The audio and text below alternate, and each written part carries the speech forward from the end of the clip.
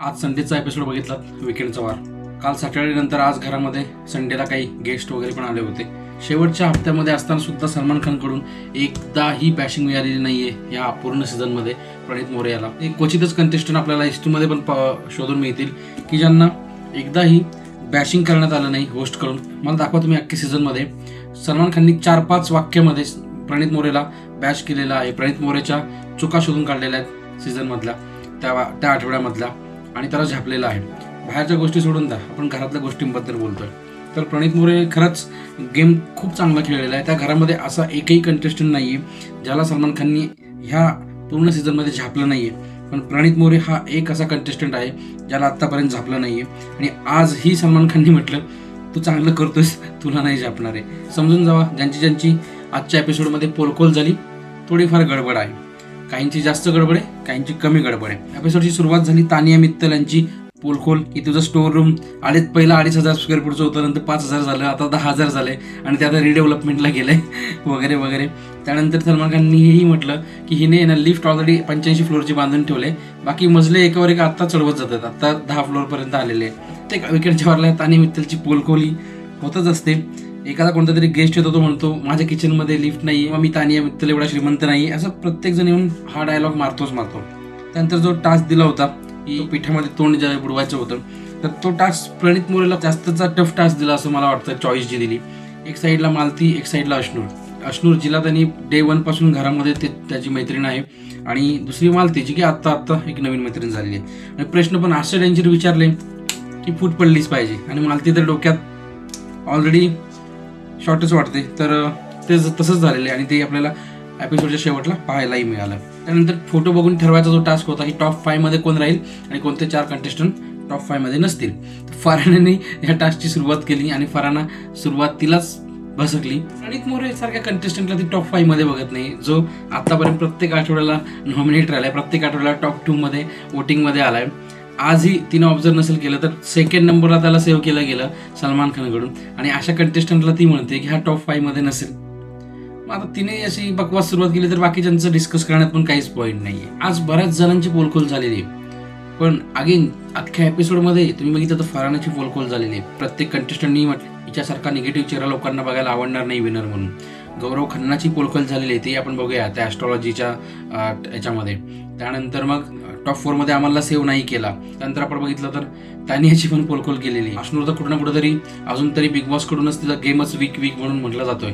तर अख्ख्या सीझनमध्ये तर आहेच, पण आजच्या पण एपिसोडमध्ये प्रणित मोरे एक असा माणूस आहे की ज्याला कुठेच निगेटिव्ह पॉईंट आउट करण्यात नाही आलं. एकता कपूर जी घरामध्ये आली होती, तिने एक ॲस्ट्रॉलॉजी ॲप रिलीज केला आहे. तर त्या ॲपद्वारे तिने 4 लोकांचं या सीझन नंतर कसं त्यांचं भविष्य राहील, ओव्हरऑल त्यांचं कसं काय असणार आहे हे त्यांनी ओपिनियन सांगितलं. म्हणून जेव्हा तो ॲस्ट्रॉलॉजर आला होता त्याचं ओपिनियन नव्हतं, हे बिग बॉसचेच ओपिनियन्स आहेत असं समजा तुम्ही. माध्यम होतं की लोकांपर्यंत मेसेज कसा पोहोचवायचा होता, तो हा माध्यम समजून जावा तुम्ही. त्याची सुरुवात तर प्रणितकडून झाली होती. प्रणितला आपण शेवटला डिस्कस करणार आहोत. पहिला आपण दुसऱ्या तिघांना डिस्कस करूया, कारण त्या तिघांची निगेटिव्ह पॉईंट सांगितले गेले पण प्रणितचे सांगितले गेले नाही.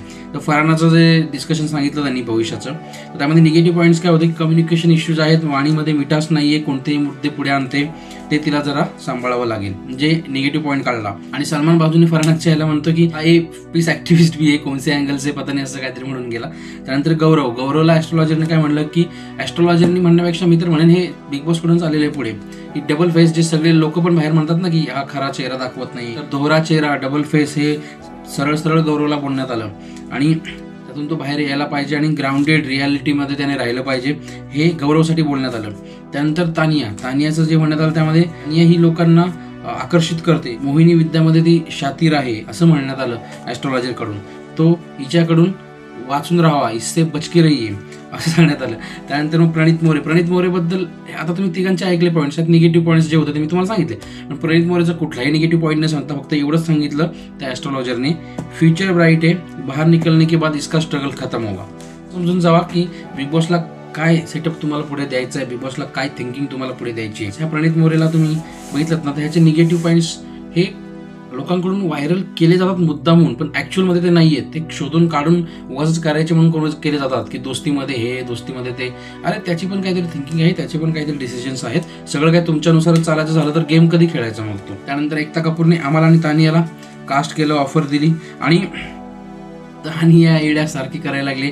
तिच्या डोक्यावरती काय परिणाम झाला की ओव्हर ॲक्टिंग करायला लागली आणि शेवटपर्यंत आपल्याला ते दिसून आलं की तिची ओव्हर ॲक्टिंग चालूच होती.